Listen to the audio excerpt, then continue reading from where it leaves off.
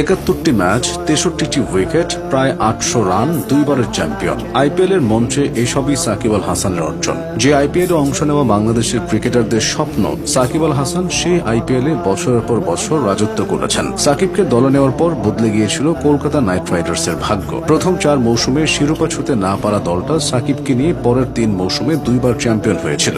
দলের এই সাফল্যে ব্যাটে বলে অবদান রেখেছিলেন বাংলাদেশের পোস্টার বয় ইউসুফ পাঠান। রবিন উথাপ্পাদের সাথে তার বোঝাপড়া ছিল চমৎকার। শুধু কলকাতাতেই নয়, ইন্ডিয়ান প্রিমিয়ার লিগের দীর্ঘ ক্যারিয়ারে সানরাইজার্স হায়দ্রাবাদের জার্সিতেও বিশ্বসেরা অলরাউন্ডারকে দেখা গেছে। হায়দ্রাবাদের হয়ে সাকিব ফাইনালও খেলেছেন। এক নজরে আইপিএলে সাকিবের শুরু থেকে শেষ পর্যন্ত দেখে নেন। ইন্ডিয়ান প্রিমিয়ার লিগে সাকিবের প্রথম মৌসুম ছিল ২০১১ সাল। সেবার ২৪ বছর বয়সী এই অলরাউন্ডারকে বাংলাদেশি মুদ্রায় ৩,৩০,০০,০০০ টাকায় কিনে নেয় শাহরুখের কলকাতা। সীমিত সুযোগেও সাকিব সে আস্থার প্রতিদান দিয়েছিলেন। ২০১১ সালে জ্যাক ক্যারিস, গৌতম গম্ভীর, মনোজ তিওয়ারিদের ভিড়ে ব্যাটার হিসেবে নিজেকে মেলে ধরার সুযোগই পাননি তিনি। যে ৭ ম্যাচে একাদশে ছিলেন তার মধ্যে ব্যাটিং করেছিলেন মাত্র ৩ ইনিংসে। সব মিলিয়ে করেছিলেন ২৯ রান। তবে বল হাতে দলের প্রত্যাশা ঠিকই মিটিয়েছিলেন। ৬.৮৬ ইকোনমিতে নিয়েছিলেন ১১ উইকেট। পরের বছর অর্থাৎ ২০১২ সাল ছিল সাকিবের আইপিএল ক্যারিয়ারের অন্যতম সেরা বছর। সেবার কলকাতার হয়ে তিনি ৮টি ম্যাচ খেলেছিলেন, যেখানে উইকেট নিয়েছিলেন ১২টি। ইকোনমি ছিল মাত্র ৬.৫।